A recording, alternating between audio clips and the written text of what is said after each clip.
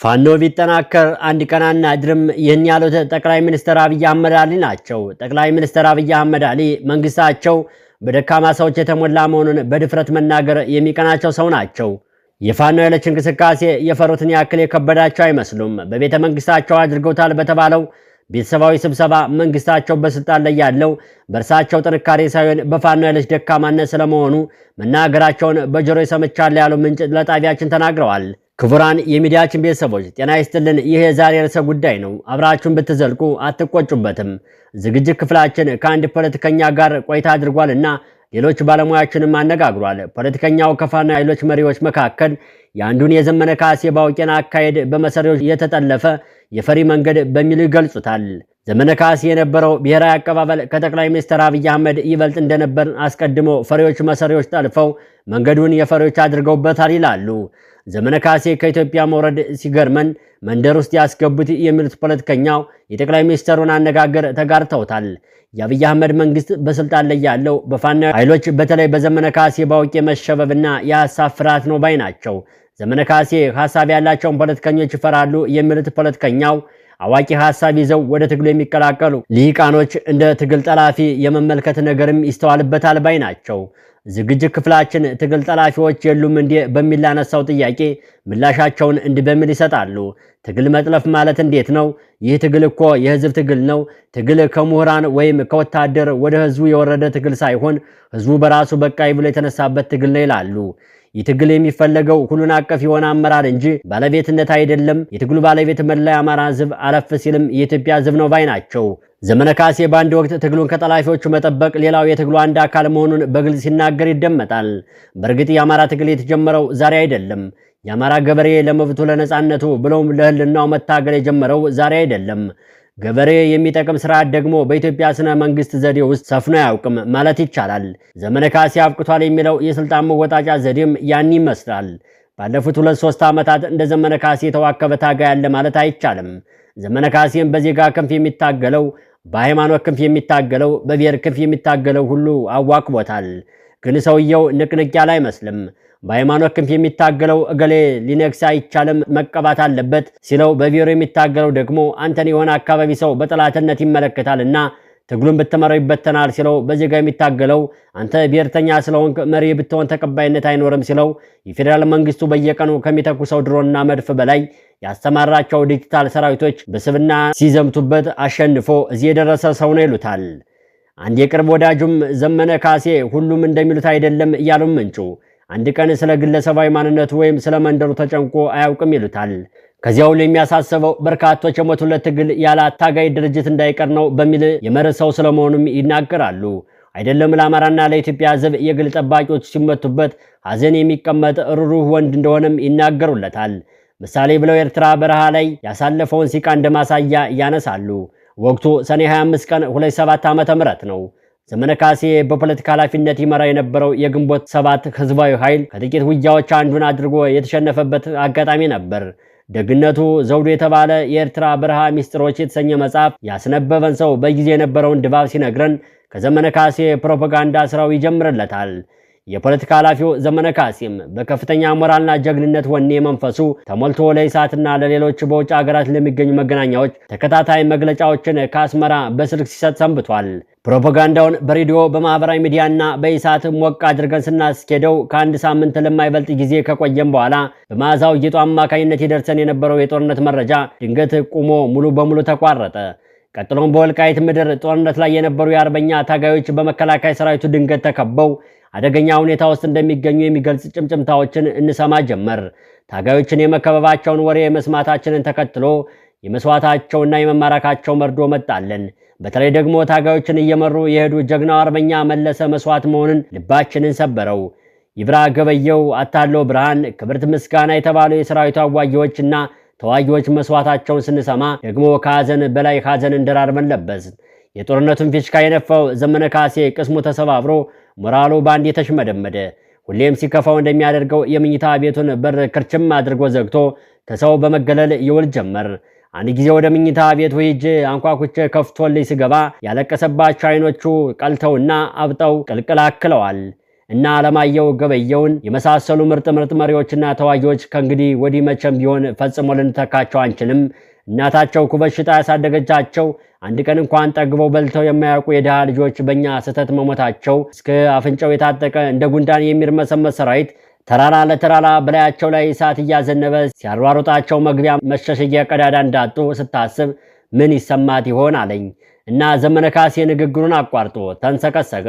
ህዝቡ የጦርነት መጀመር በከፍተኛ ጉጉት የሚጠብቀው ከመሆኑም አንጻር አንድ ነገር ማድረጉን እኔም አስቀድሜ ከመፈለግ አልፌ ስወተውተ የነበረውና ቢያንስ ለፕሮፓጋንዳ የሚሆን ስራ መስራቱን በመሰረታዊነት የሚደገፈው መሆኑን ባይካድም ከኔ ተደብቆ መካሄዱን ግን ለውድቀታችን አስተዋጽኦ አበርክቷል ባይ ነኝ። አብሬው እንደወስን ፈቃደኛ ባይሆንም እንኳን ቢያንስ ለወንድሞቼ ሐሳብ ስንቅ የሚሰጥበትን እድል በመጨረሻ ቢያመቻችልኝ ምን ነበረበት? አይ ወይኔ አይ ወንዱ ገበየው ምን ይመስለው እነዚያን ሁሉ በስሩ ይመራው የነበሩት ወንድሞቹን አስፈጅቶ አሰፋስ ምን ይመስለው ይሆን አለና ዘመነ ካሴ ራሱን ይዞ ተንሰቀሰቀ። ያ የግንቦት ሰባት የፖለቲካ ጉዳዮች ኃላፊ የሆኑት የፋኖ መሪ ዘመነ ካሴ ሩሩነት ተገልጾበታል። በእርግጥ ዘመነ ካሴ ርህራሄ መለያው የሆነ ወንድ ነው። ርህራሄውን ተጠቅሞ ሊያጠቁት የሚሹት ደግሞ አፈር ሳያስግጣቸው እንደማይመለስ ከፕሮፌሰር ብርሃኑ ነጋ በላይ ምስክር አይገኝለትም።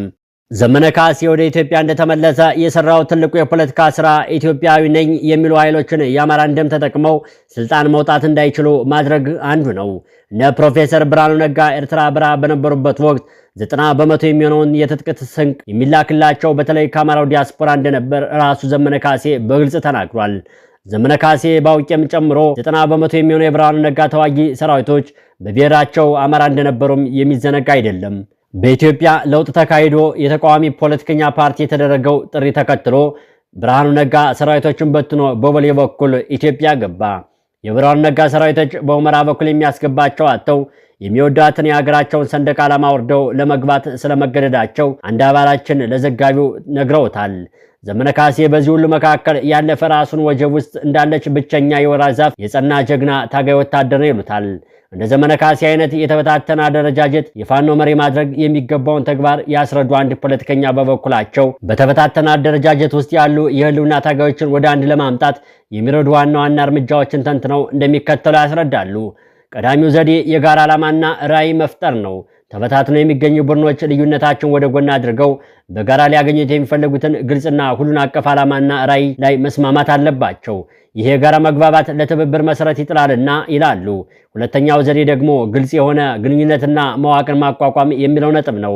በሁለቱም ቡድኖች መካከል መረጃ የሚለዋወጡበትና ውሳኔ የሚያሳልፉበት መደበኛና ግልጽ የግንኙነት መስመሮችን መዘርጋት ወሳኝ ነጥብ ነው ይላሉ። ይህም አለመግባባቶችን ለመቀነስና የመተማመን ድባብ ለመፍጠር የሚረዳ ዘዴ ነው። ሶስተኛው መንገድ መሪዎችና ቁልፍ ሰዎች ማሳተፍ ወይም ማካተት የሚለው ተመላክቶበታል። በእያንዳንዱ ቡድን ውስጥ ያሉ ተደማጭነት ያላቸው መሪዎችና ቁልፍ ሰዎችን ማሳመንና ወደ ውህደቱ ሂደት ማምጣት ትልቁ ለውጥ ያመጣል። የእነሱ ድጋፍ ተከታዮቻቸውን ለማንቀሳቀስ ያግዛል ይላሉ። አራተኛው መንገድ መተማመንን መገንባት የሚለው ሲሆን መተማመን የትብብር ሁሉ ቁልፍ ጉዳይ ነው። ይህም በግል ውይይቶችን፣ ስብሰባዎችንና በጋራ ተግባራትን አማካኝነት ሊገነባ ይችላል። የእርስ በርስ መከባበርና ያለፉ ልዩነቶችን መተው አስፈላጊ ነው ይላሉ። በተመሳሳይ መልኩ የጋራ ተግባራትን ማቀድ የሚለው የተበታተነውን ትግል ለመሰብሰብ ትንሽ የሚረዳ ዘዴ ነው። የጋራ ተግባራትን ወይም ዘመቻዎችን በጋራ ማከናወን የቡድን ስሜት ያዳብራል፣ እንዲሁም የትብብርን ጥቅሞች በተግባር ያሳያል። ስኬታማ የጋራ ፕሮጀክቶች ለበለጠ ውህደት ማበረታቻም ይሆናሉ ይላሉ። ሀብቶችን ማጋራት ወይም ሪሶርስ ሼሪንግ ትግሎችን ለመሰብሰብ የሚረዳ ዘዴ እንደሆነም ይናገራሉ። የሰው ኃይልን፣ እውቀትንና ሌሎች ሀብቶችን በጋራ መጠቀም የሁሉም ቡድኖችን አቅም እንዲጎለብትና ቅንጅታዊ ጥንካሬዎች እንዲጨምሩ ያደርጋል ይላሉ። የተፈታተነ ትግል ለመሰብሰብ የመጨረሻው ዘዴ አደረጃጀቱን መደበኛ ማድረግ የሚለው ነው። የጋራ የሥራ አመራር ኮሚቴን በማቋቋም ወይም ህጋዊ ማዕቀፍ ለመፍጠር ትብብሩን ይበልጥ መደበኛና ዘላቂ ማድረግ ይቻላል ይላሉ። ይህም ተጠያቂነትን የሚያረጋግጥ ዘዴ ነው። እነዚህን እርምጃዎች በተግባር ላይ በመዋል በተበተነ መልኩ የሚንቀሳቀሱ ታጋዮች የበለጠ ተጽዕኖ ፈጣሪ ወደሆነ አንድ የጋራ እንቅስቃሴ ማምጣት ይቻላል ይላሉ። በዚህ ረገድ የአማራ ፋኖ መሪው ዘመነ ካሴ አራተኛው ወይም መተማመን የሚለውን ማለፍ የቻለ አይመስልም። መተማመን መገንባት በቀላሉ የሚሳካ በተለይም የትጥቅ ትግል በሚያደርጉ ኃይሎች ዘንድ መተማመን መገንባት ቀላል ነገር አይደለም። ዝግጅት ክፍላችን ያነጋገራቸው የአማራ ብሔርተኛ ነኝ የሚሉ አንድ ሐኪም የአማራ ታጋይ መሞት እንኳን አንድ ያላደረገው ታጋይ ነው ይላሉ።